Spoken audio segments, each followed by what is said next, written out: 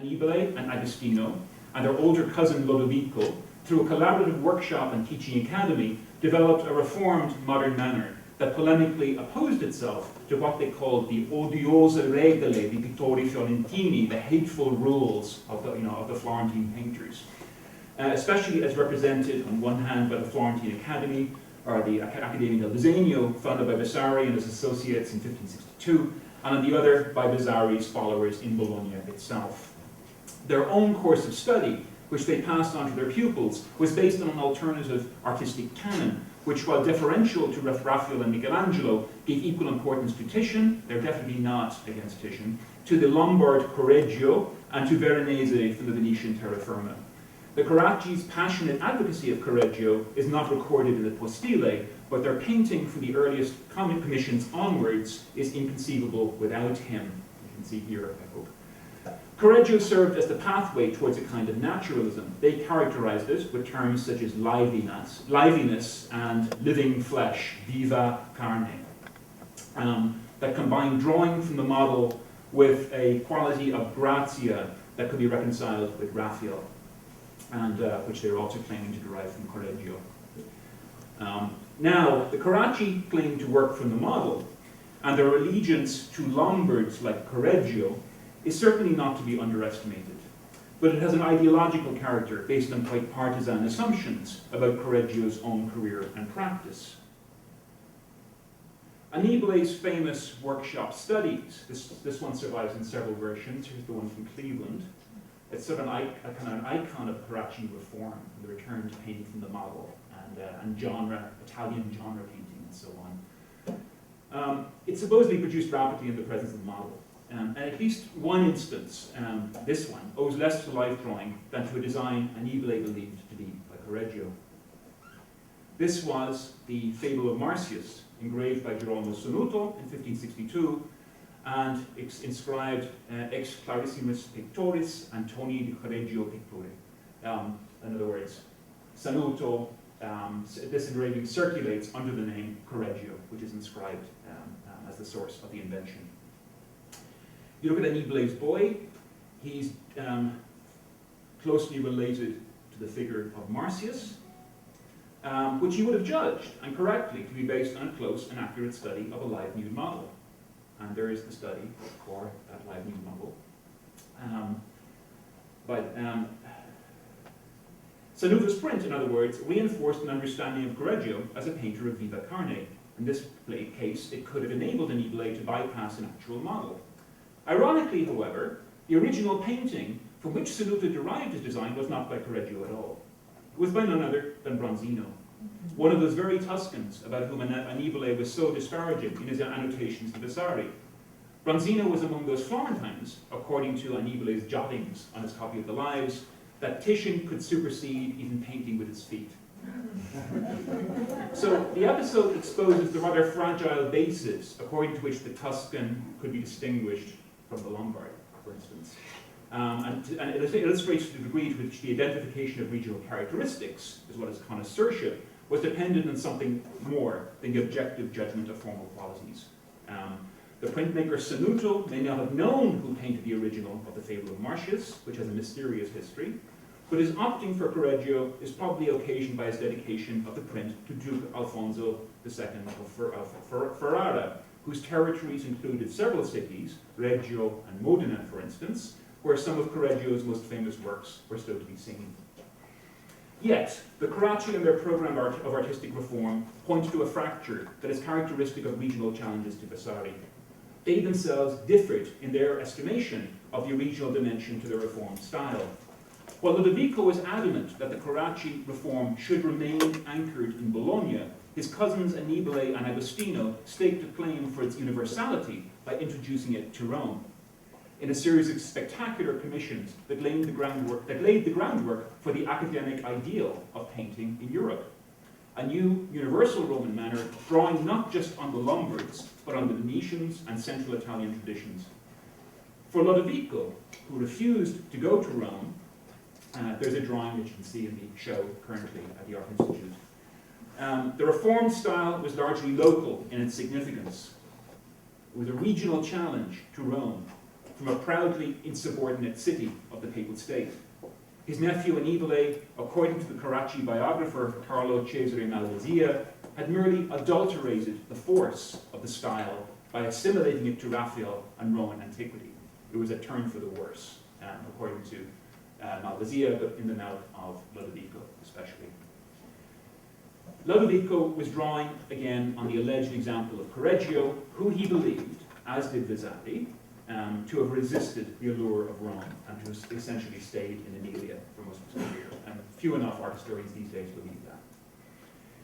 The difference of outlook between Ludovico and Annibale corresponds to a fundamental distinction between a secessionist model of regionalism and one that seeks legitimation to the symbolic authority of Rome. The latter was invested in Rome as a model of the trans-regional and the universal.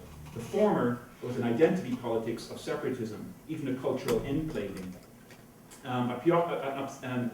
which is manifest also in a preoccupation with regional difference, with dialects, which is strongly embedded in the historiography of Italian art at the present day. The most explicit advocate for a trans-regional and also trans-historical account of Italian art was the Milanese painter, writer, and academician Gian Paolo Lomazzo, who I've referred to a few times actually over the past couple of days, who composed two compendious texts on the theory and practice of painting towards the end of the 16th century. Both of these texts draw on Vasari's historiography, but not without critiquing and amending it. In Lomazzo's idea of the temple of painting, he imagines Italian painting as a round temple supported by 7 columns, kind of like a memory palace idea, each corresponding to an aspect of pictorial practice, a planetary agency, and most important, to a new canon of the 7 governors, he calls them, of painting: Michelangelo, Raphael, Leonardo, Titian, Mantegna, and our friends Polidoro de Caravaggio and Gaudenzio Ferrari. In other endeavors, Lomazzo targeted narrowly provincial forms of regional identity, especially in the self-consciously provincial Accademia dei Facchini del Val di Ghiegno. Through bizarre, pseudo-rustic rituals and the writing of burlesque poems in an uncompromising rural patois, Lomazzo and his sophisticated Milanese friends suggested that intense love of and identification with one place could be ludicrously marginalizing, even while clowning in dialect could be an effective mask for more subversive comment. One passage in the Idea del Tempio suggests a degree of hesitation regarding the relative merits and canonical status of Titian as opposed to Correggio. Lomazzo wonders whether he should have included Titian as one of his 7 governors of painting, since some of his colleagues in Milan would have preferred Correggio. The hint that there's something provisional or about Titian's inclusion points us, I believe, towards a broader ambivalence about Titian in late 16th century Lombardy. We might turn, for instance, to another ambitious work of Milanese art theory, Gregorio Comenini's dialogue Il Figino, named after one of Lomazzo's own most illustrious pupils.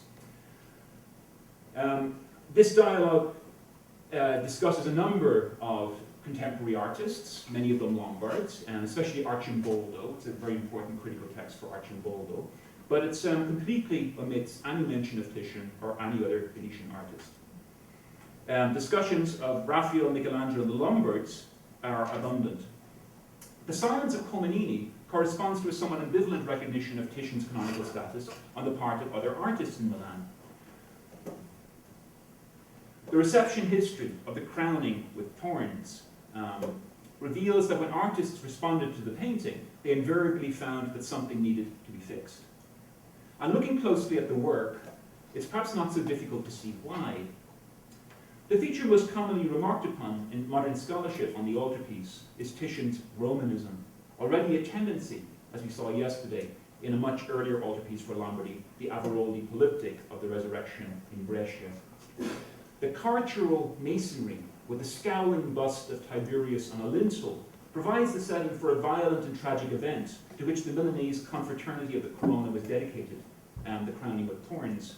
Christ appropriately is modelled on the preeminent classical archetype of suffering, and it was even then, the Belvedere de Alcuin. Yet in other respects, the emotional register of the image, even the legibility of its narrative, is curiously indeterminate. There seems for instance, to be another set of concerns of work, quite incidental to the scriptural event. How are the two most forwardly placed figures? A soldier in chainmail, whose right arm encircles the soldiers, of a helmeted man in green, to be understood in terms of the logic of the narratives. We know that according to the scriptural text, we would expect them to be, the tormentors of Christ, but their engagement with the action, is I think in many ways only very problematically to be seen as that. They seem above all to present a disruption or suspension in the violence enacted against the person of Christ. The helmeted figure, his expression scarcely legible in an area of shadow, wonderingly touches the reed in Christ's hand. The man in green, insofar as his pose is legible, seems to be genuflecting. It is not clear whether we are to understand the other figure as restraining him, or if his turning away of his head is supposed to convey horror at the spectacle. His left hand seems to clasp the bonds around Christ's wrists, resulting in a disturbing spatial anomaly. The soldier's elbow is level with his thigh, but Christ's wrists are withdrawn to his body and should be out of reach of the soldier's hand. There is the sense that the composition has been produced to a process of addition, even a kind of grafting of heterogeneous elements, and that this is a kind of montage without a final synthesis. It is manifest in a lack of resolution about the actions that are depicted, and about the emotional tenor of the work, as if it seems to block or interrupt one kind of appeal to the beholder, the suffering face of Christ, with another, the inward-leaning inspection of the picture's interior by the figures viewed from the back, a relation that might be described more as curiosity, a desire to inspect closely, as much as contemplative empathy. Andrea Schiavone's woodcut version, an important document of the work's reception by one of Titian's own artistic colleagues in Venice, shows a clear attempt to rationalize the composition and to make sense of the odd behavior of the soldiers in the foreground. The entire composition has been rotated to the side, and there's been an imposition of a volume of space between the two men, now cast as observers or commentators, and the group of Christ and his tormentors. Among other artists in Milan, Carlo Urbino's organ shutters, with Santa Maria della Passione from the 1560s, also constitutes a thoroughgoing revision of Titian, rendering the anatomies and spatial relations more coherent, and including a mediating, making these more coherent, where there's less intrusion on the main action. You can see a lot more of Christ, and it seems much clearer that this figure here, Carlo Urbino's had to decide that the figure kneeling in front is actually engaged in a mockery of Christ, as the scriptural text would determine.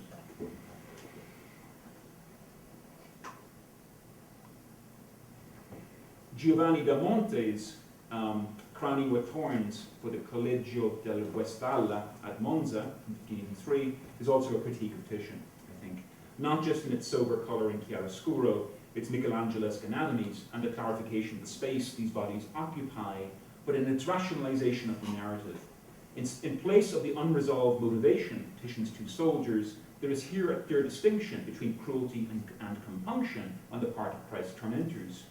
More telling is the response of Antonio Campi to Titian's work in his 1580 Adoration of the Shepherds, a high altarpiece for the Milanese church of San Paolo Converso. It is a composition that has little to do with Titian in terms of style or technique. Campi has extrapolated a pair of anomalous soldiers from the Crowning with Thorns, dressed them as shepherds, and provided their physically intimate communication with a context and a function.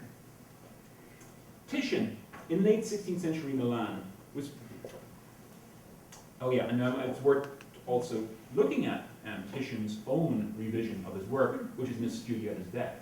And you can see we only have one figure now, and it's got this rather flashily dressed guy in contemporary clothes who's actually seizing a rod and is going to begin, joining the beating, as it were. There's an ambivalence about Titian in Milan. Simone Petrizzano, who we normally remember as the teacher of Caravaggio, inscribed this work, that he's the alumnus of Titian. But it's hard to see what this work might have to do with Titian. It's very non-Titian-esque kind of work. You might compare it to Veronese at best, to a Veronese lamentation, but Veronese is also drawing on other sources, other kind of Lombard and Venetian sources that Patrick Peterzano was also looking at, like Moretto, for instance. So Titian in late 16th century Milan is evoked perhaps in a token fashion at best. A revered canonical name, but not a model that would sustain pictorial practice.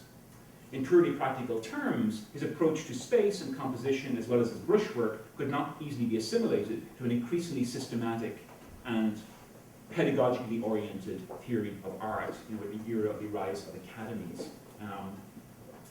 Even Lomazzo qualified his praise of Titian by mentioning his defects as a draftsman. So too did the Archbishop Federico Borromeo, who wrote a lot about what a good Christian artist should look at and what a good Christian artist should do. And Borromeo, notwithstanding his enthusiasm for his own Titian Adoration of the Shepherds, which he'd acquired for his Ambrosian Academy and Museum, he also seems to have exhibited works in Titian's late manner as exemplars of bad practice, of the relationship between facilità and incuria, carelessness. He ascribed what he saw as the exhaustion and depletion of Titian's late style in part to Titian's ambition. He says, he apparently painted these after he'd become complacent and sated with his glory, or rather drained by his exertions. Some of Titian's later Lombard clients held similar views. In Brescia, in 1568, the town council refused to pay Titian the full amount contracted for 3 large ceiling canvases on the quite plausible grounds that they did not appear to have been painted by him. This painting, which went to Naples in 1557, was also the subject of a controversy, and it had to be defended in an elaborate treatise, insisting on how decorous it was and how well painted it was, and exalting in Titian's colours, all the colours of the rainbow. Probably not the most convincing case. Yet it was not just a lack of quality control in the late work that limited Titian's impact. It has to do also, I would argue, with the increasingly alienating qualities of Titian's art from about 1540 onwards. Such an estranging character is the result of Titian's uneasy relation to the role he was increasingly called upon to perform. To be not just the chief painter of Venice, but as it were, to be Venetian painting, as this was being characterized in a rising literature of art during the same decades after 1540. Titian himself, in his earliest works for the terra firma, had marked his work as being a defining expression of Venetian painting, with these topographical landscapes of the lagoon. Yet the more his contemporaries invested in his work as a kind of production of Venice, the more Titian seems to retreat into a kind of self-reflexive, even solipsistic placelessness. The works preempt their own history of non-reception, of incomprehension, and even outright rejection. So this is the Titian against Titian section. By 1540s, Titian was clearly poised to dominate the art in Venice, and even beyond. Contemporaries increasingly proclaimed him to be one of the 3 greatest artists of the era, and of those joint claimants, Michelangelo and Raphael, only one was now still alive. All local challenges to his supremacy had either left Venice, like Lotto and Paris Bordone, or died, as was the case with Pordenone, Titian's most significant rival. He died in 1539. A couple of leading artists from central Italy had come and gone. Vasari was active briefly in Venice in 1541 to 42, and he painted a ceiling for one of the Cornaro residences, presently the Palazzo Cornaro Spinelli. What should have been Vasari's most prominent and visible commission in the city did not progress beyond the design stage, a ceiling decoration for the Augustinians at Santo Spirito in Isola. When he left Venice, the commission was entrusted to Titian, who may also have had access to the 3 designs for ceiling paintings that the Aretine artist had submitted.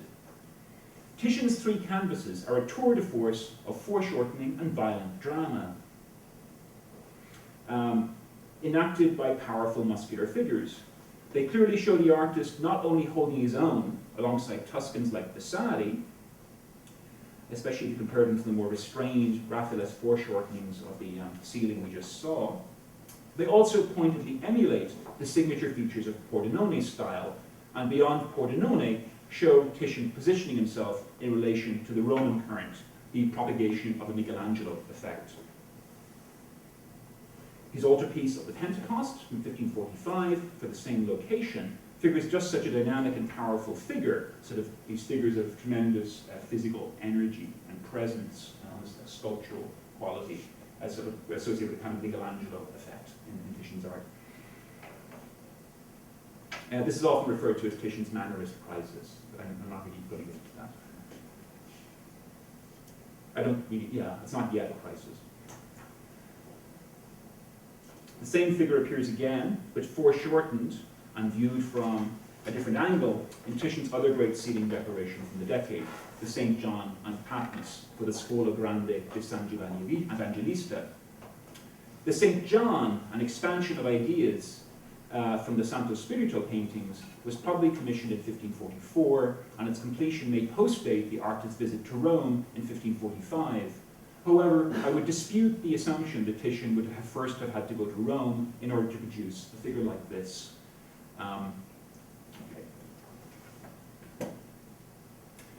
The 1540s is also the decade when Titian succeeded in placing major works not only in Milan, as we have seen, but also in Florence, although the Medici did not follow through with further commissions, in Urbino, where he'd already been sending works, and most importantly in Rome, where the artist spent a year working for the Farnese, and where he had a famous encounter with Michelangelo. And of course, the standard thing to say is this is like the sort of face-off with Michelangelo, and the Titian's nude Danae here is a response to the kind of marmoreal tightness of the Leda, lost composition by Michelangelo for the Duke of Ferrara. Titian's status as the most internationally prominent artist in Italy was affirmed with his journey to the imperial court at Augsburg, which began decades of clientage with the Habsburg family. Being an Italian artist abroad was one that Titian performed with distinctive ambition. Beyond the portraits, there were monumental mythologies where he seems to stand his ground as the equal of any other artist in Italy. Especially Michelangelo. For the Habsburgs, it's very important to show a sort of response to Michelangelo, in other words, and to command of the Venice-Rome axis. For the chateau at Binche, he produced compositions of epic horror and violence, the so-called Four Great Sinners. This was burned, paintings were saved. Of course, the wars of religion in the 16th century. They were installed, they were large canvases installed here in a state room at Binche. Like that.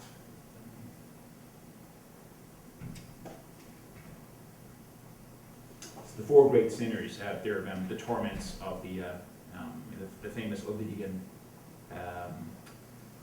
denizens of Hades, the inner circle of Hades, like Tydeus and Sisyphus and Tantalus and so on. Yeah, there's Sisyphus. So far more assertively than the ceiling paintings in Venice show Titian displaying his mastery of the Michelangelo effect with works devoted to the agonistic muscular nude. And you recognize there one of Titian's slaves for the Julius tomb. Back in Venice, Titian's bid to be measured against his artistic contemporaries continues in works destined to be sent out of Italy to the courts of the Habsburgs and their clients.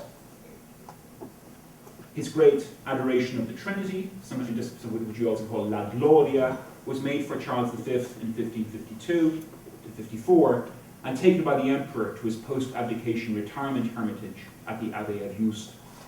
The composition was recorded, however, and it's circulated as an engraving by Michel Coxey. What's particularly striking about the composition is the confident use Titian makes of the work of his contemporaries. While it does not explicitly quote from the Vatican fresco that it most seeks to rival, It borrows unashamedly and somewhat unexpectedly from Lorenzo Lotto's Carmine altarpiece, which you can see in Venice. That figure there, and that figure there, and also the arrangement of figures in the sky over a landscape.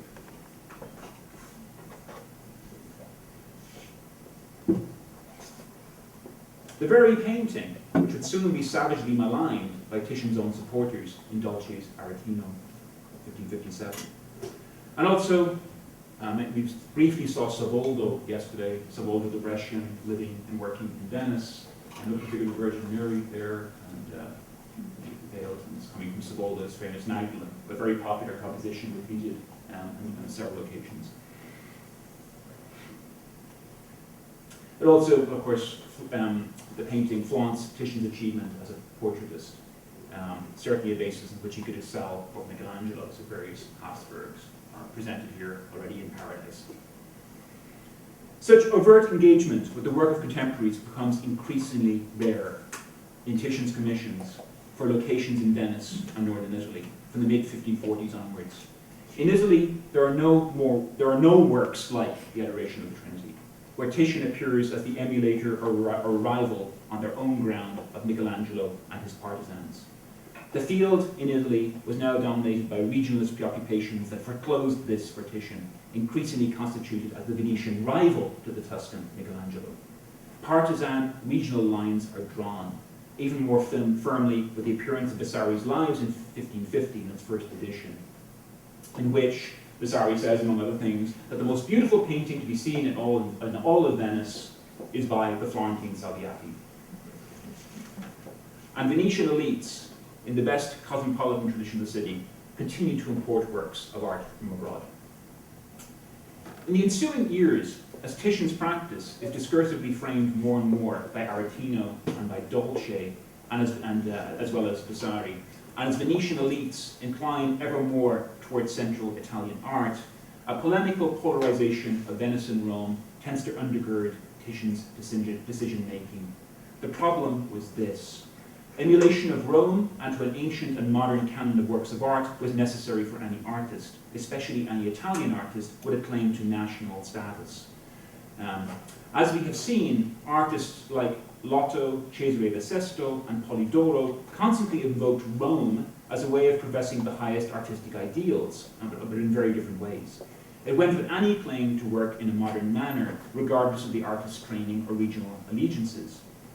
Yet how could Titian now invoke Rome, when for an Italian audience he'd been cast as the arch-rival of Michelangelo, and when Roman art was now conceived by writers like Vasari as in many ways inseparable from the person of Michelangelo? The odd qualities of the crowning with thorns are already in 1541 a sign of Titian, I think, grappling with a difficulty of positioning with regard to Rome. For instance, the very tentative and I would say anatomically fraught evocation of the Laocoon, so different from the confident remaking of it in the Brescia altarpiece 20 years before, and the inscrutable reticence of gesture and expression among the tormentors of Christ that I was talking about earlier. Titian's promotion outside of Venice was enabled by willing publicists among the Venetian literary community, chiefly Pietro Aretino. He's not Venetian, but he's there for much of the remainder of his career, whose own portrait, along with an effusive letter, was sent to Cosimo de' Medici, the Duke of Tuscany, the Duke of Florence, in 1545. It was Aretino in this decade that was largely responsible for the faithful characterization of Titian in terms of colore, and through rather literal conceptions of naturalism, qualities to which he was to be distinguished from Michelangelo. The famous distinction, or was it a paralyzing opposition, between Michelangelo's disegno and Titian's colore had been taken up by Jacopo Sansovino in 1543, actually Niccolo Franco in 1539, then Sansovino 1543, and by Savoldo's pupil Paolo Pino in his dialogue on painting in 1548.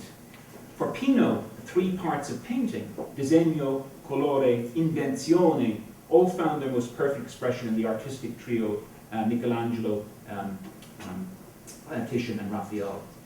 All of Italian art for the literati was now conceivable in shorthand terms under three proper names, and so it would be too for Lodovico Dolce in 1557, and even for Vasari. And from the 1550s, the distinction between these artists became aggravated by more polemical, regionally inflected comparisons. Titian had invented a new manner in Venice, one best described by Dolce's Aretino as, quote, the essence of perfect painting, without any experience of the antiquities of Rome. It was utterly new and completely autonomous from what had been the only possible origin of good painting. This mounting irresolution is also characteristic of the large painting completed shortly after the Milan altarpiece, for the home of a wealthy German immigrant recently naturalized as a citizen of Venice, Giovanni d'Anna, the Ecce Homo, which is now in Vienna, and it bears the date 1543. Once again, the subject matter, a pivotal moment in the gospel narrative of Christ's Passion, is familiar and recognizable.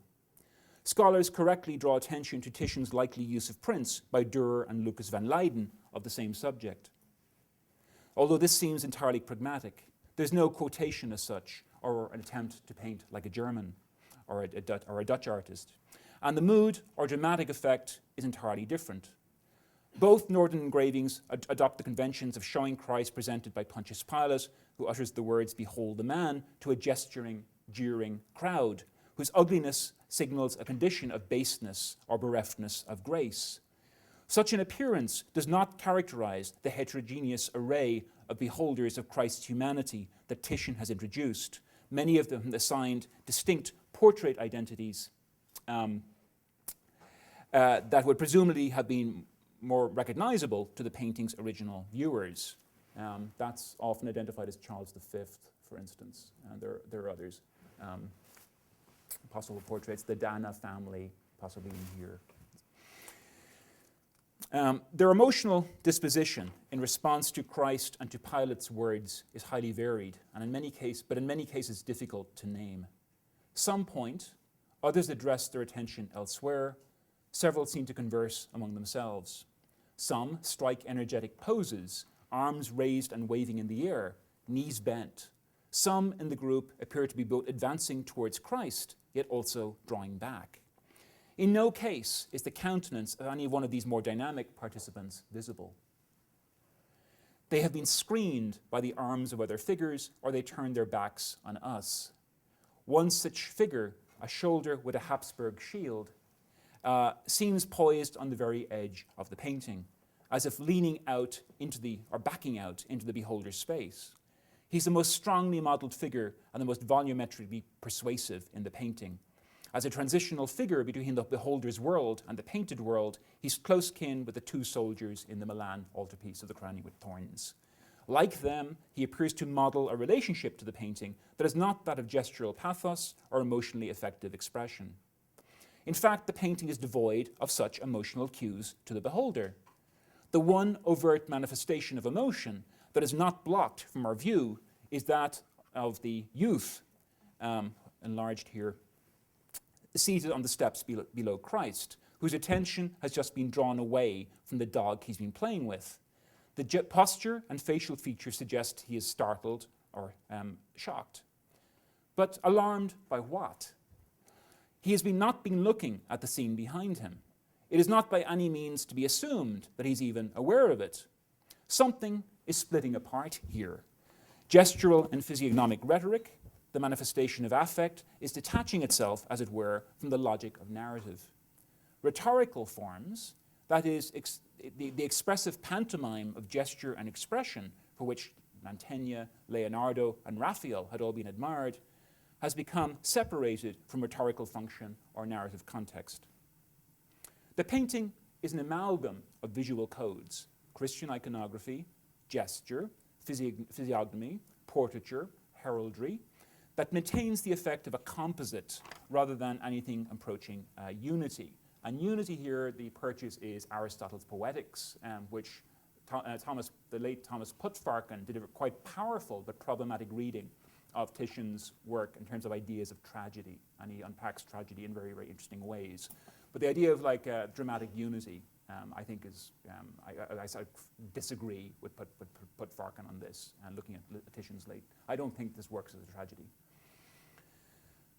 Some have linked the painting to Pietro Aretino's recent devotional work, The Humanity of Christ, from 1539, which might well explain the appearance of Aretino himself in the title role of Pontius Pilate. In the role of Pontius Pilate, not the title role. Aretino had drawn on a tradition of passion exegesis that saw Pilate not as an agent of persecution, but as a convert to Christianity, who denied the guilt of Christ. In most respects, however, the differences in his treatment, in Aretino's treatment, are what is striking. The crowd does not here set upon Christ like flies on milk, nor have they, quote, lost all regard for the dignity of Caesar. If Aretino's text is to be characterized, following Blake de Maria, as an instance of early modern Christianity trying to, quote, remove objectifying distance between the believer and the death of Christ, then Titian can hardly have been said to do the same thing. Titian has rather painted an objectifying distance between the observer and the suffering Christ, in which entirely corporeal modes of relationship and reaction, the soldier with a shield, compete with the visual, perspectival staging of the event.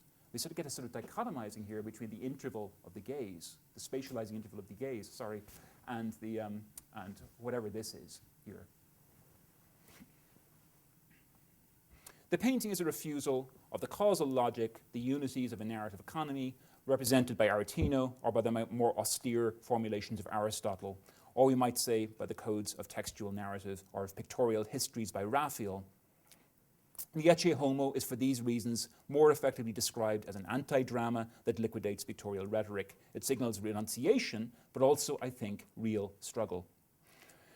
This is not to say that Titian's painting is not a serious, and in fact quite radical, attempt to reconceive the language of religious narrative painting. The Ecce Homo could be recognized as effective in directing the beholder to a realization of his distance from Christ, and to the possibility that his devotional struggle to comprehend the paradoxical human and divine Godhead is exacerbated at this moment of the Passion narrative. That uncertainty seems to beset the array of anachronistic participants here. The Emperor Charles V, possibly the Ottoman Emperor Suleiman the Magnificent, the imperial viceroy of Milan, Alfonso d'Avalos, and members of the Dana family. Their anachronistic presence and inscrutable reactions create a psychological distancing effect.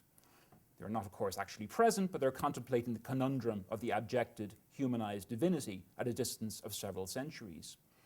Thus, they could be said to cue the beholder into a sense of the distance that must be overcome in order to conform one's mind and emotions to Christ's. Yet this is also to say that the beholder's problem is also Titian's problem. The painting seems to embrace its own non-achievement, its inability to translate the image of the man of sorrows into the terms where emergence and identification become intelligible and capable of being visualized. Titian can only set forth the unassimilated terms. At best, it is the beholder's task to do the rest. There's a sense of energies being unleashed, yet forcibly contained. Vigorous gestures and dynamic figures are proposed, some of them reminiscent of the paintings of For Santo Spirito.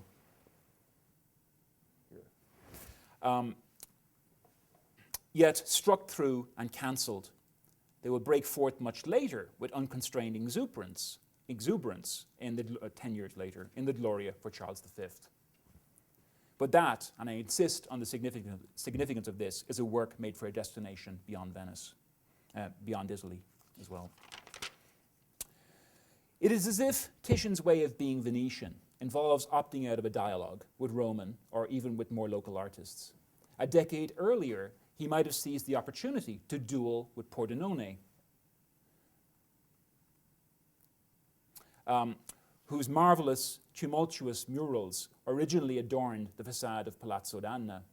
Was one of the Friulian painter's last and most spectacular Venetian works. We don't have those murals anymore, so I'm showing you the famous part of the famous Pordenone cycle in Cremona Cathedral. It has the original cycle on the Palazzo d'Anna had rearing horses, almost like jumping into the canal and that sort of thing, defying the plane of the wall. Yet now Titian refuses Pordenone's illusionistic pyrotechnics and blustering energy, as well as the emotional violence of his passionate imagery.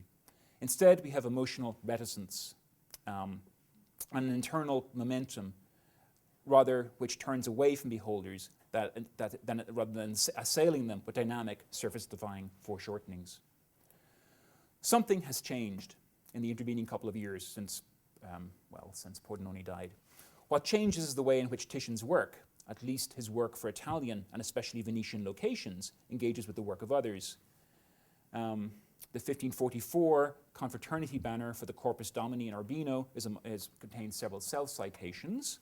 The Brescia Risen Christ that we saw yesterday, and here's that soldier with the shield again.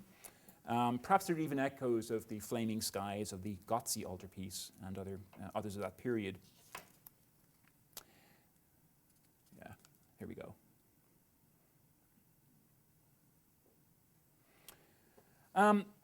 Titian's altarpiece for the Venetian church of San Giovanni Elemosinario owes its singularity to its refusal of artistic reference.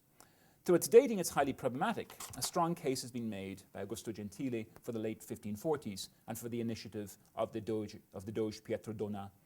This means that it postdates the most important Venetian precedent in the category of an altarpiece devoted to a saint giving alms, Lorenzo Lotto's 1542 Saint Antoninus altarpiece for Santi Giovanni of Paolo. By contrast with Lotto's visually copious approach to a scene of charity, there is a relative parsimony of means on Titian's part.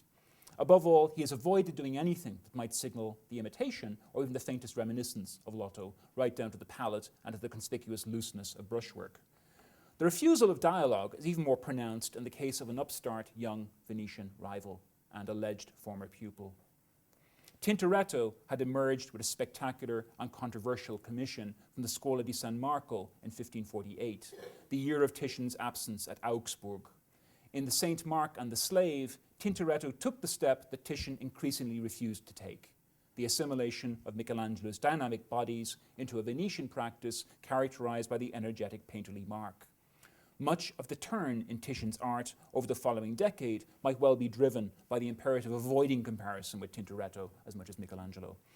There were no more paintings like the ones made for Santo Spirito or the Scuola of San Giovanni Evangelista. After 1550, it was Tintoretto who cornered the market for this kind of work. Tintoretto was also better at playing the separatist, nationalistic Venetian, not leaving home, producing few works for export, and aligning himself with writers representing a distinctly regionalist, subaltern, and anti-Bemboist strain of Venetian literary culture, people like Andrea Calmo and Niccolo Franco. Why did Titian take so long to finish the martyrdom of Saint Sebastian for the Church of the Crociferi? It was commissioned following Titian's return from Rome in 1546. It appears to have been completed and installed several years after the client's death in 1547, when his widow assumed responsibility for the commission. Was the delay the result of an initial lack of follow-through on her part, or the unfinished condition of the site, or was it hesitation on Titian's part? He'd been called upon to depict a subject with an ancient Roman setting. This made turning to exemplars of Roman art and architecture inevitable, and the pressure on the artist to confront this imperative must have been intensified by a visit to Rome in 1545. Titian turned to a work of ancient sculpture housed in Venice, the Dying Gladiator, which had formed part of Cardinal Domenico Grimani's bequest of antiquities to the state in 1523. His adaptation, however, has the appearance of an improvisation on the canvas, rather than any attempt to transmit the foreshortened volume of a sculpture. While the saints it's something really flat about these foreshortenings that doesn't work, etc. While the saints' tormentors might be persuasive as physical presences, they're even more cursory in their rendering. Their relative positions in space are hard to read and create no perspective, they obey no consistent system of proportions. The work turns its back on some of the elementary principles of disegno. And then, as well as, if this is about colore, it's emphatically not the chromatic idea of colore. And it's so insistently monochrome, and it's shadowy, it's obscurity. While strong chiaroscuro had been employed by Raphael and Giulio Romano to enhance the effect of relief in their figures, as well as for dramatic potential, here it seems to envelop figures and to render them indistinct, just as the fiery illumination dissolves contours and makes surfaces appear unboundaried. Again, the contrast with the works Titian sent to Spain in the 1550s is striking. The Venus and Adonis, the Europa, the Danae, the Dia and Actaeon, the Perseus and Andromeda all show a far more assertive command of anatomy, of references to classical art, flaring polychromy, no matter how dark or tragic or violent the mood. It is ironic, then, that Philip II, hearing of the completion of Titian's altarpiece, requested a version for himself, even a copy would do, for his new basilica of the Escorial, dedicated, of course, to St. Lawrence. The king's version of the Martyrdom of St. Lawrence, completed in 1567, is still a disturbing picture with many visually perplexing elements. Yet the murky obscurity of the original version has been relieved. Gone is the perspective view of Corinthian columns atop a flight of steps, replaced now with a lofty arch giving onto a moonlit sky. Figures are more tightly resolved and strongly modelled. They are also distinguishable to a richer palette of colours. Titian has taken more pains over the saint's anatomy. Instead of a perfunctory foreshortening, his right leg and hip are now flexed so as to parallel the picture plane. For a work destined to be sent outside of Italy, Titian has produced a composition that seems more confidently Romanizing than his original version for Venice. Yet some of the revisions bring further tensions. The opening up of the space through bodies that assert a kind of sculptural volume is a clear departure from the previous work. Yet that effect seems generated by a means which seems extraneous or alien, that risks compromising the work's narrative and effective unity. Who's that? Small boy dressed in bright green. What is he doing? Pushing his way to the crowd, his purpose seems to be less a narrative one than to force a breach in what might otherwise read as an undifferentiated mass of inchoate bodies. He is, I would propose, related in function to the foreground figures in the Crowning with Thorns and the Ecce Homo.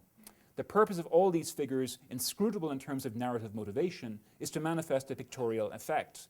That effect is conceivable as the opposite of perspectival distancing, the interval between viewer and painting that enables us to grasp the work as a whole, but rather of a kind of closeness or immersion in the painting, a virtual projection by the beholder into the picture, or in this case, a physical motion through the picture by pushing through its very substance. In this case, the recourse to such a figure enables Titian to be correspondingly less dependent on geometric perspective, marked in the earlier version, but now only vestigially present in the introdos of the arch. The arch, in fact, suggests an opening in the surface of the painting, enabling Titian to evoke bodily penetration by the observer of the interior world beyond the surface. Along with the frenzy of the boy, frenzy in his movement, pushing against the masses that crowd the surface, a level of force or aggression against the picture plane is underscored by the blazing torch, foreshortened towards the plane, which has been planted in the metal ring held in the mouth of a grotesque mask. At first glance, it looks like the stone relief has been breached or stabbed through. So continuum achieved here through effects of violence or force that aren't part of the set narrative. In general, however, these features of Titian's late style are manifested differently in Italy than elsewhere. A vehemence, even violence of execution, combines with a growing estrangement from Raphaelesque modes of narrative, along with a refusal of dialogue with contemporary art. These are all characteristic of works as different as the literally, oh yeah, sorry, there's some good details.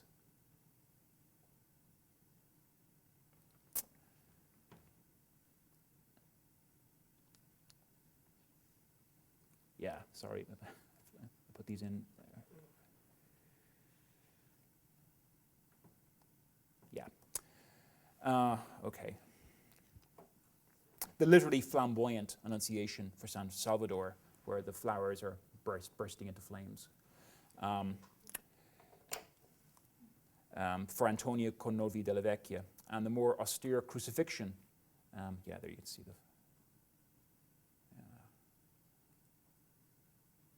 the more austere Crucifixion for another member of the same family, installed at San Domenico in Ancona around 1560. The latter, in its looking back at the ritualized gestures of grief characteristic of much older altarpiece imagery, also looks away from the artist's previous work for Ancona, painted 30 years before, the Gozzi altarpiece on the right. Why? The answer, I think, lies partly in Titian's own preoccupations with new kinds of pictorial organization, but these preoccupations are accelerated by the artist's reaction to the ways in which he's been characterized in art theory at mid-century. Dolce's Aretino appropriated Titian to a model of art defined according to social norms of civility, decorum, and behaving in accordance with nature.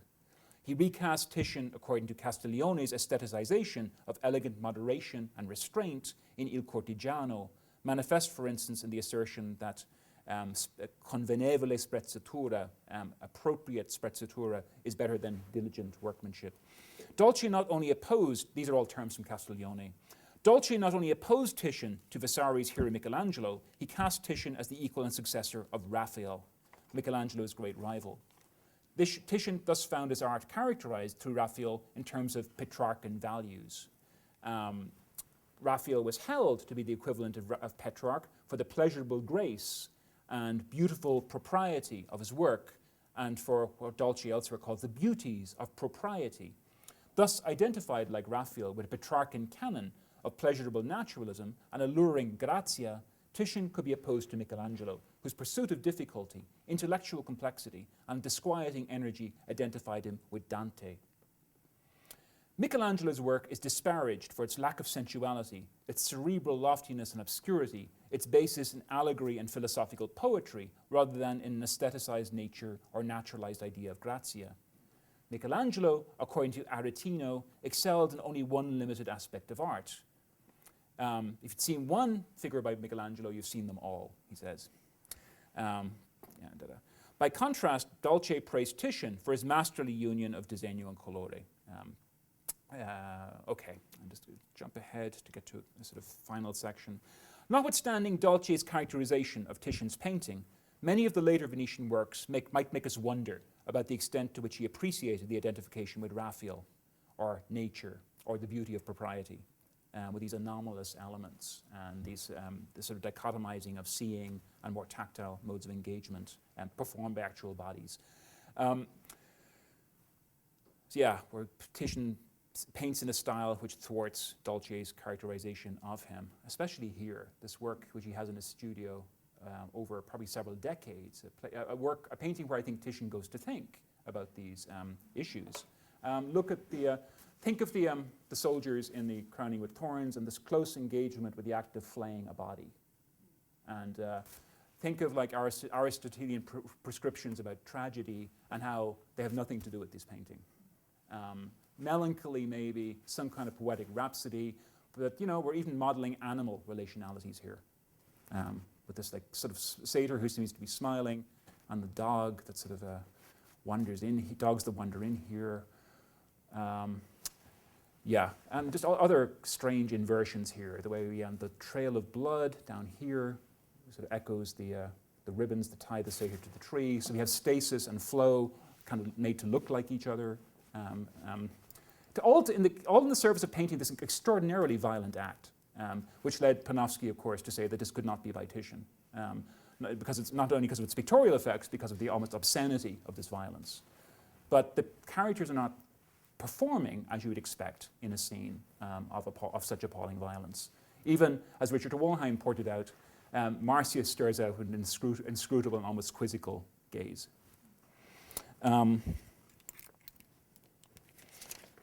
I think I'll just one more. Yeah. Also the forcing of the figure into the ground. The body and space. Bodies seem to flow into space.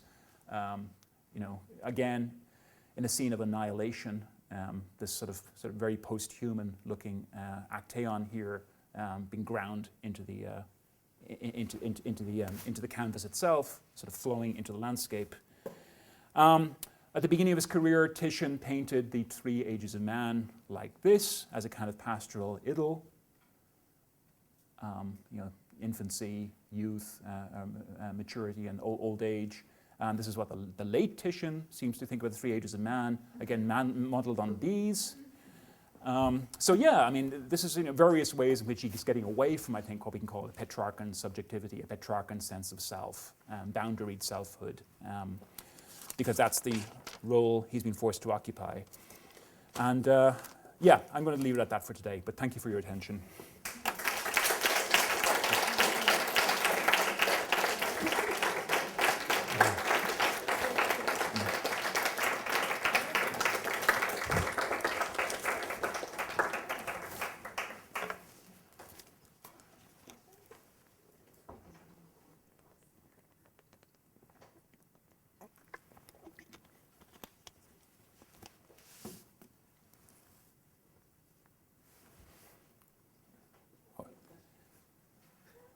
You can look at that while you're thinking of questions.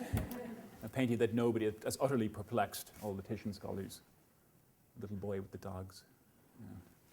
Especially beside that. I have a question. Claudia. I have a very pedestrian question. I have a lot of questions, but let me just ask a pedestrian question. Who's the fat guy, bald fellow in the Vienna Ecce Homo? Oh. And my other question about that painting is, who is Charles V pointing toward or at? Because, I mean, I love this idea of sort of deconstructing the narrative structure here. And I think there's maybe even more to say, because Charles is not, he's pointing at that vague group on the stairs. He's not actually pointing at Christ. Yeah.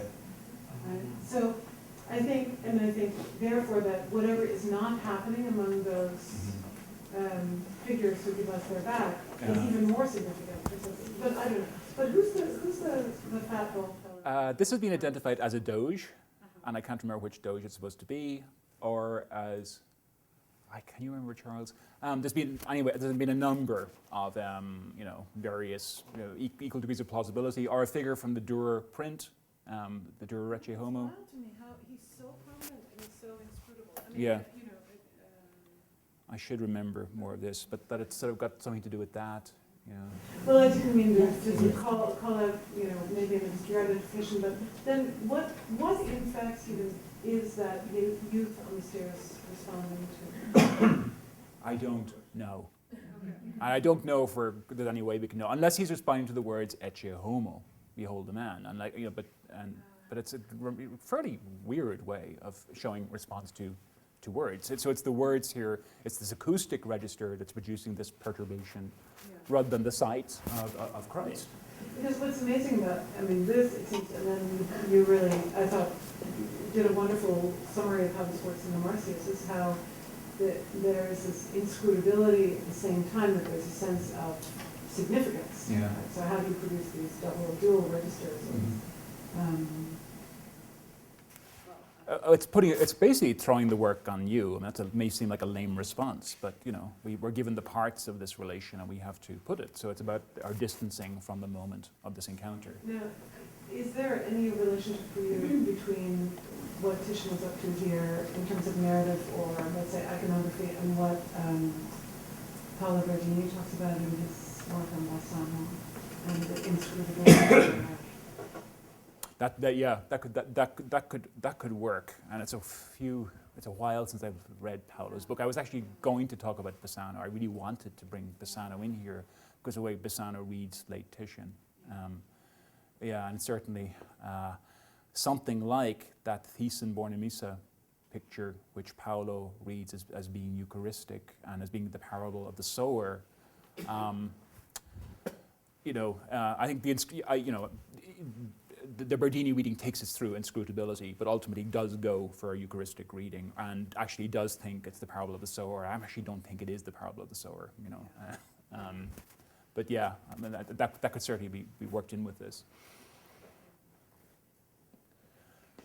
Martin, were you going to respond to something Claudia said? Or? No, a different question. Oh, a different question, yeah.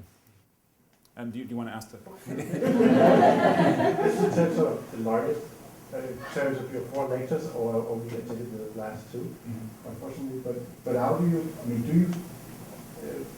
position your work in relation to Thomas and Kaufmann's book Towards the Geography of Art? Does that figure at all in what you're doing? Because it seems that he's trying to, I'm not really sure what he's trying to do, but it's just curious what you have to say about that. I think Tom Kaufmann is very invested in the idea of centers and peripheries as being a real thing rather than a kind of an imaginary. I'm just really trying to disengage my account of center and periphery from, I suppose, a kind of Marxist, post-Marxist socio-economic, which it's not that I don't believe in that. I just think that we need a model that's much more about like the center and periphery as imaginary, provisional, entirely subjective kind of conceptions. Wherever you are can be a center. Loreto could be a center, and Averallo can. That's really a talking back to Kaufmann in a certain way. I think the case studies in that book are very interesting. The historiography of blood and soil approaches to the geography of art is really useful. The amount of material he's gone through. But yeah, I mean, that's just where I would push back, you know. But what do you have any thoughts on that? No, it struck mostly he was thinking about avoiding an anachronistic notion of national identity, sort of 19th century constructed notion of nationalism, and how to talk differently about early modern art. But I wasn't so impressed with the result in the end. I wasn't really sure what got out of it. Yeah, and I think Italy, it probably plays out differently, you know, the way we have, like, you know, sort of various kinds of patriotisms, local patriotism, at the same time ideas of being Italian, you know, that we saw in the this Pietro Monte text, you know, Italian versus foreign. You know, it calls obviously for more complex reading. I mean, I don't want to seem to be normalizing, but I think the figure on the stairs with the boy with the dog, the young with the dog, I mean, there is something about indifference that's very important to understand.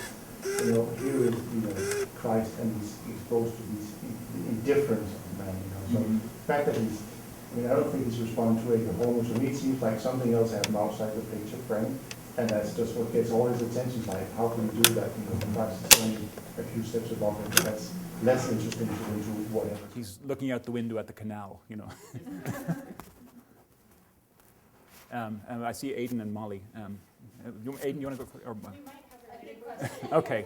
Just maybe on the topic of sort of multiple centers, actually, every time I look at this, my eye goes immediately to the woman in the sort of pale pink, and the way that she's presenting that male child to us, and it almost feels like a kind of rival actually homo within the picture itself. Yeah, look at this homo. Yeah.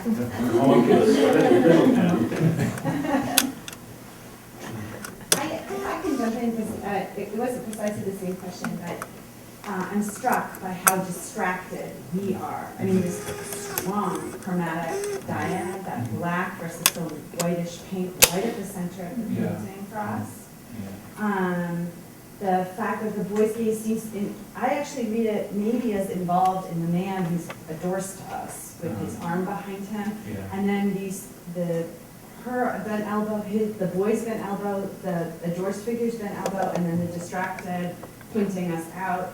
I mean, it just seems like so much of our attention is being demanded by this pair at the center. And also, even perhaps more than the emperor, to me they read as contemporary in a way that is jarring. Yes. And I just wonder if you, the question of the contemporary and the local seems to be something that's coming up repeatedly. And I'm wondering if you could just say, because in a way it seems the difficulty here, at first, in the first lectures, and I missed one, so maybe this was addressed, it seemed like there were ways in which one could hear you talking about the local as a kind of given that we have suppressed in historiography, but that is very, very much animating these networks of exchange. But in a sense, it seems that now in this lecture, we've arrived at a point where it's actually quite difficult to make local art in its own terms. Absolutely. Yeah. It's not like the Quattrocento where you could put like family members around a religious subject, you know, and that could signify, and, you know, Vasari might comment on it or might not. Yeah. Is rejecting the contemporary, you know, both in a way of dealing with a Michelangelo tradition, or in fact, perhaps incarnate in Tintoretto. How then does the contemporary work in a painting like this, or how do you see the contemporary playing out as something that maybe isn't about this access, maybe it's about other things, I don't know. Yeah, I mean, this is an excellent question. I think, you know, there's a certain way in which a whole lot of things are being piled onto painting. And if you're an important painter, you know, this is why the idea of the composite again, and different kind of pictorial codes, you know, from heraldry, family portraiture, references to allegiance, the fact that this is a German patron. He's German, right? Yeah, not Dutch. Well, that actually, I mean, that just makes you think of Flash. But maybe an imperial subject. Where all of the action is like the non-onlookers, like the people, the townspeople who are looking in all different directions. And Christ is this tiny little figure in the background. Yeah. That sort of foreground background play. It just. That's right, and that might be a way in at that too. There's also the sense that, you know, Venice still has this sense of itself as being this cosmopolitan city with this multinational population. It doesn't mean that they all have representation. You know, of course, we have this very, very restrictive form of government, which they're broad. They've created this other class that they're broadening called the cittadini, the citizen class. who can work as bureaucrats and so on. The idea of Venice as world city could be another encumbrance on this painting. Like, this is Venice, the way it's tied to the empire, and it's tied to the even to this very dispassionate portrayal of Suleiman the Magnificent. Venice is maintaining all this diplomatic relations with the Ottoman Empire, and that could be what Titian thinks he's doing as well. This negotiation between the local and something more global, is being acted out here. But it's the painting sort of begins to collapse, I think, given all these imperatives. Yes? I wonder, is it possible to read the figures of Jesus and the man in the blue jerkin who started pointing upward, and the man with the dog as one sort of time period, and then another time period is represented by this man with the shield, the man with the upright pike, and then all the figures to the right of them, so that you have this sort of sense that the ancient scene involved this person with this very negative, this kind of very primitive brown person, this very negative gesture, and then the distracted person with the dog, whereas these other people are in various kinds of contemplation of this. So that they're kind of not really contemplating the real scene, they're contemplating the thought of it. Yeah. That would work. That would be the idea, the sort of, at the end of the day, how do you tell? How do you separate? How are we supposed to separate the contemporary from the historical? Because Pontius Pilate is already Pietro Aretino.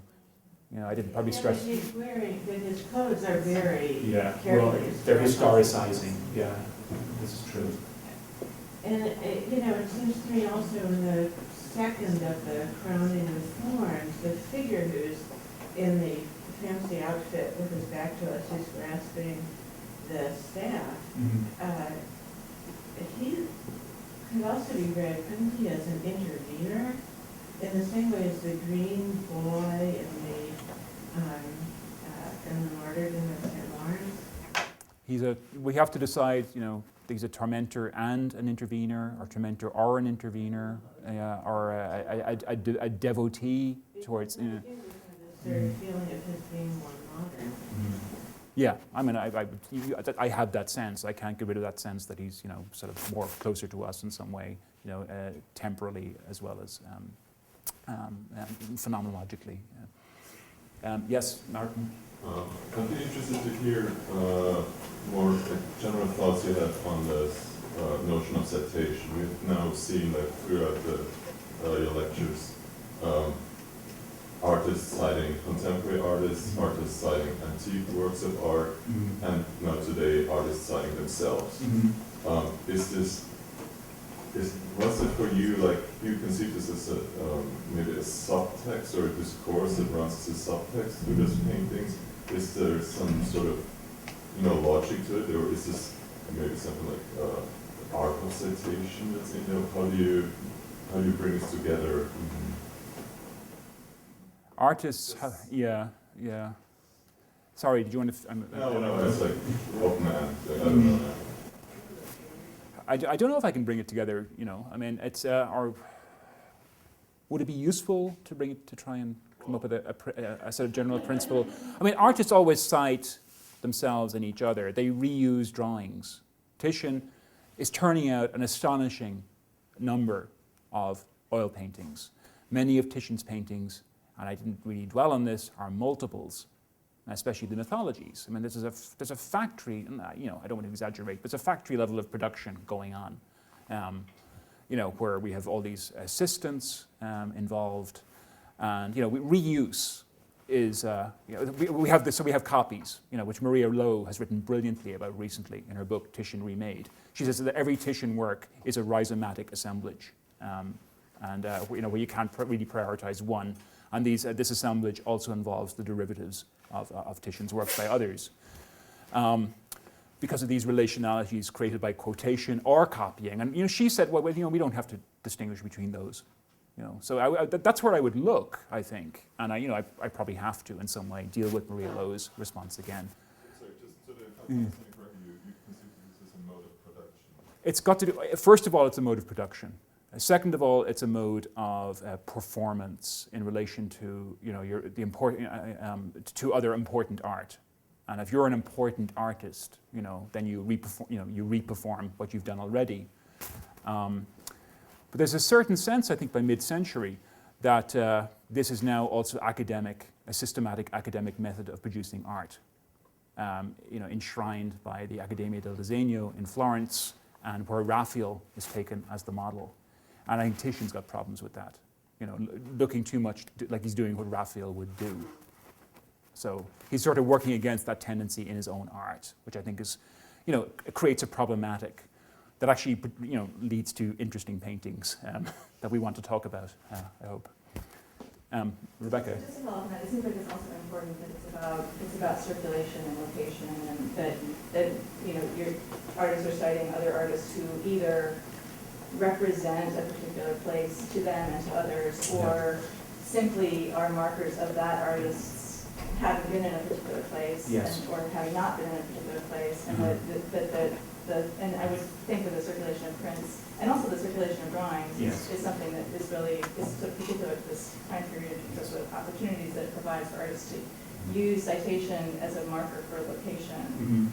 So that seems like that's something that's distinctive to this period and to your argument. Yes, I think this is right. I have to work out clearly. There's a geographical register about all this too. I'm a Lombard artist in Sicily, but I'm going to tell you, quote something that Lorenzo Lotto did last year, even though I'm here in Messina or Palermo. Part of what I really learned from your talk today, exactly on this point that Rebecca has raised, is in the petition, it's a much more interesting way of thinking about some of these differences in terms of target location, right? Not location of production, but actually where he foresees the painting, he knows the painting is going, and the style of citation he brings to the painting, depending on where it goes, the locality it will make, rather than the locality it exists in the studio. Yeah, and so I didn't say enough about the locality, perhaps, but the palace still exists. I mean, we know where it went in the Portego, the large sort of public room on the second floor of the Venetian palace, but also the most important room.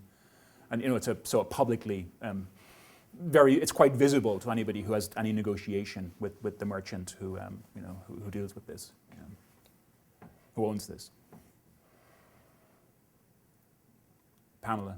I was interested in your reading of the disruptive figures, and if I was following you correctly, that you were suggesting that they functioned as a sort of vehicle to call attention to the pictorial effect and perhaps the artifice of picture. I was wondering if you could comment a little more on that and the fact that at least here in Homo and in the Santa Corona Crowning Thorns, those figures are also a site for really spectacular performances of the surface, and how you saw that working.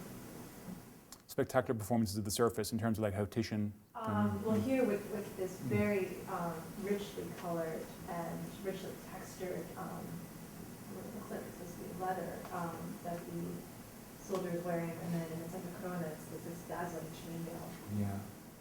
I think it's got to do with, a real sort of dichotomous sense in Titian's painting about the perspectival, or the optical versus the haptical, and the engagement of texture and, figures that are tactile, haptic, and produce a sense of phenomenological engagement with the beholder and the image. So it is interesting that we get this elaboration of stuff, the rendering of fabric and and materials of various kind at that level, rather than just sort of doing flashy brushwork, this sort of performative, this stroke, So I mean, if you have any ideas about those figures, I don't know what. I think the foreshortening is also an important element. I know in the Santa Corona, what's interesting is that those figures give the viewer a way to sort of enter the composition. Yeah. There is a reed that is positioned, either it's been discarded by one of the soldiers or it's there for us to take up. Yeah. That might tie into the confraternity's own Yeah. devotional practices and translation, but Yeah. and I think that they do. At a minimum, it is that, you know. Yeah, but I think that there's something else going on with Yeah. the tactility and with the presence of umbrella in that chapel, there's this invitation to visually, if not physically or tactily consume the object. Yeah, I agree. Yeah. So did Yeah, I had a question that I realized, of course, I should ask, and it's sort of staring us in the face. Could you talk a little bit about the mapping of confessional identity or religious identity vis-a-vis your model for local and other forms, let's say other forms of subjective identities? So I realize it's staring us in the face in the sense that I want to know about, did Dana, is the name he is called in your talent, I guess? but presumably Yeah, that's- D apostrophe Anna, yeah. Okay. Did he? Mhm. Oh, just Anna? No, Hanen. Hanen, thank you, Charles, yeah. Was he a Catholic German, or did he convert? convert?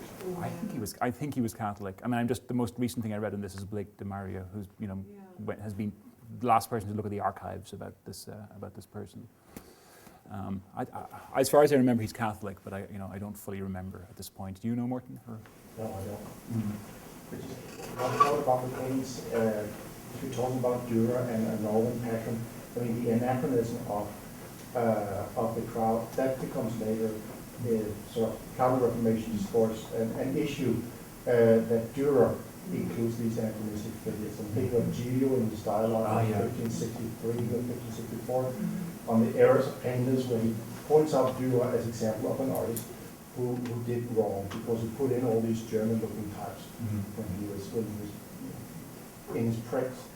And that obese guy, I mean, to me, it's such a strong marker of the Dürer ecce homo. It's like really saying, look, please think of this painting in terms of this print I'm using it right now. Yeah. So, I mean, it could be a portrait, but I mean, very unlikely. Yeah. Yeah, I would probably have said, I was suggesting that I think this is more got to do with Dürer than with portraiture. I'm still thinking about the confessional question, though, and how confessional identities are, of course, very fraught in Italy for the whole period that I'm talking about. And we have, Moretto, Romanino have often seen as being sort of like Catholic reform before Catholic reform. And Lotto has as well. If another alternative is to see Lotto as even more radical, to see Lotto as a kind of crypto-Protestant, because he designed the frontispiece for Bruccioli's vernacular Bible, which was proscribed. It was put on the index, and Bruccioli was imprisoned. So it's a very difficult topic, and many art historians in Italy, are very interested in the history of heresy. Heterodoxy, people around Venezia Cinquecento, that journal, Augusto Gentili, Maria Calli, and so on. So there's a tremendous uncertainty and anxiety around confessional identity, I think. And Venice, there's a kind of Venetian exceptionalism, which becomes unsustainable at a certain point, but like after this, not right now.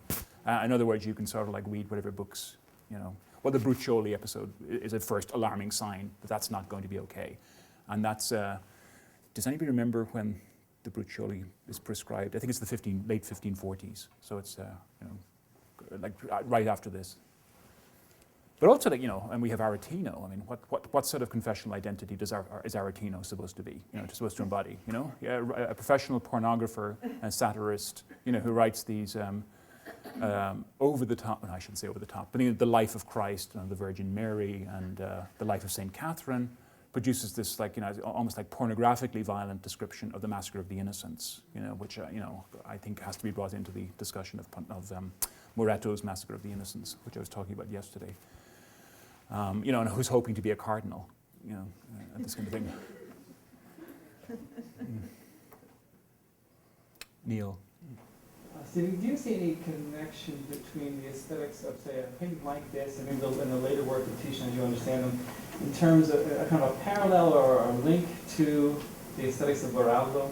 Because I'm trying to, that particular figure in the green with the back to us seems to be, I mean, that in relation to the man in red, right?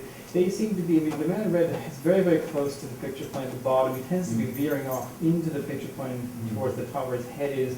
It's the opposite effect with the figure on the left. And so there's kind of a torquing or twisting of the plane there. And that figure in particular seems to be one that would be very resonant of the actual experience of the Ecce Uomo in Baraldo, where you are amongst the crowd themselves, and there's a kind of at least questioning of the relationship between the viewer and the tactility of experience, not just about the actual surface of the painting, but actually being there bodily and phenomenologically.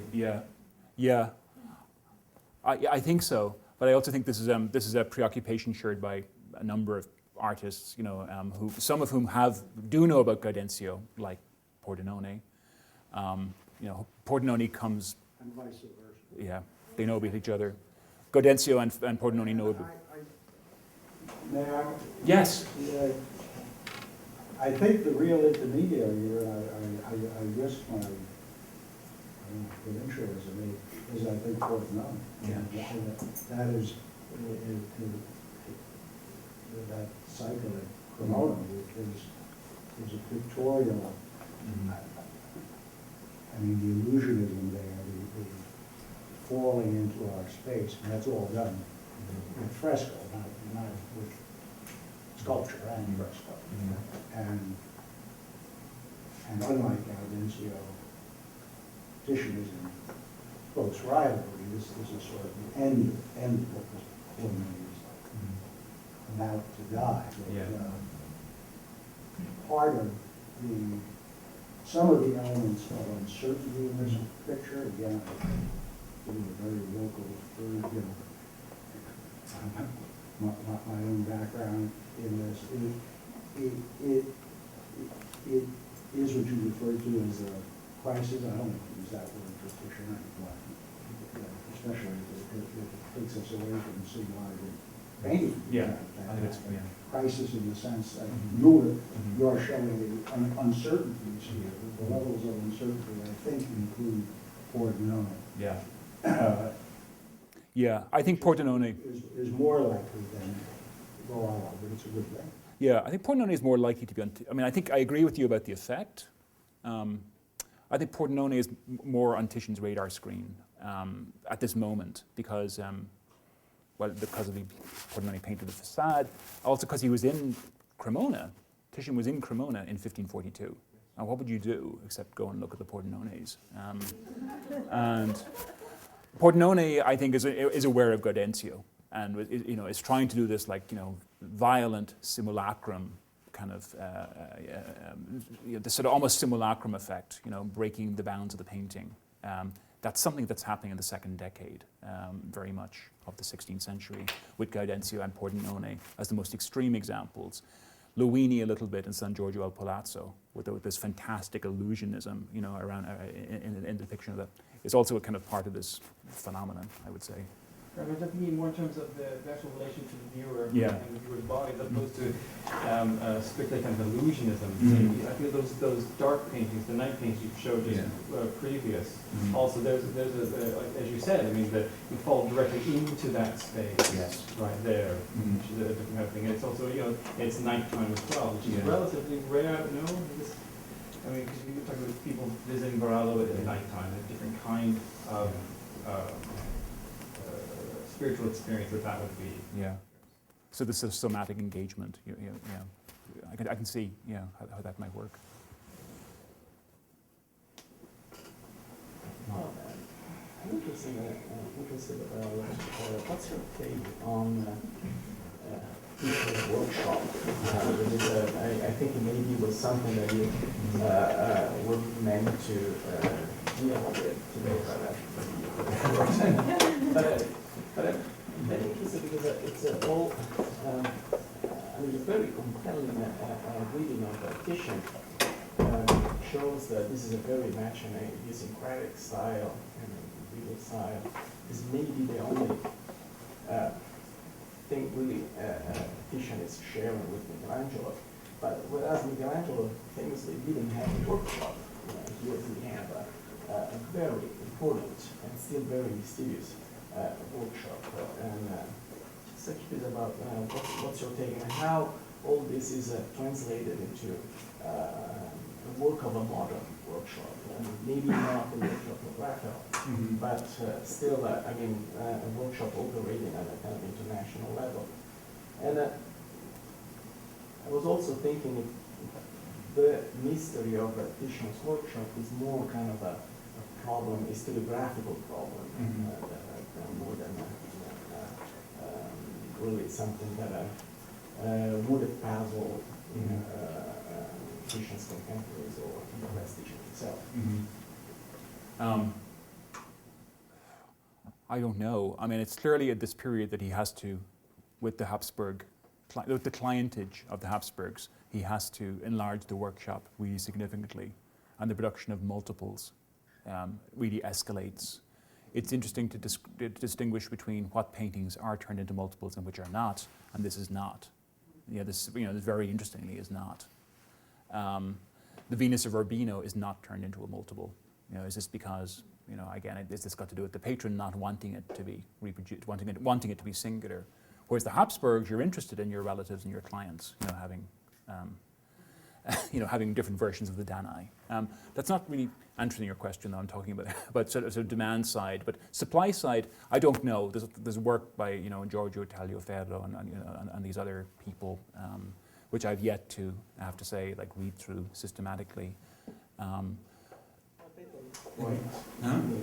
don't quite offer an answer really. It's clearly a very obscure history, but. It's become the alibi for talking about the strangeness of some of Titian's work. The Flaying of Marsyas in particular. Charles Hope says we don't have to worry because it's not finished, and other people say we don't have to worry because Titian didn't paint most of it. Hans Ost in particular, saying that it's Palma Giovane or Orazio Vecellio or people like that. So yeah, you can make the workshop do things to suit whatever narrative you're following up. I would love to, learn more about this. Is there something specially characteristic about Titian's workshop? Might there be something surprising about how this works? We get stories about Titian locking up his paintings, at night, so his assistants can't copy them and sell them as Titian's. So clearly, that's whether that's true or not, it indicates there's a certain awareness of the workshop circumstance. Brescia rejects the Cyclops composition because it says that they said they're essentially saying this is the workshop production, maybe that's the reason, but could it also be just that the way it's painted was very strange? Is it just, again, as with Hans Ost, the factor itself was in some way disturbing to the Brescians that they said, oh, Titian can't possibly have painted that, So I don't know where it would get us, except that we have to be cautious about taking those accounts literally. And we can't talk about the Brescia campuses, of course, because they were destroyed by fire almost immediately. Within 10 years, they were destroyed by fire. Those paintings he made for Brescia, but they're an interesting late project, and I think probably uncongenial for Titian because Brescia wanted scenes of metal manufacture. And so you had to have the Cyclops. And it's like, oh no, I've got to paint Cyclopses, Yeah. Thank you.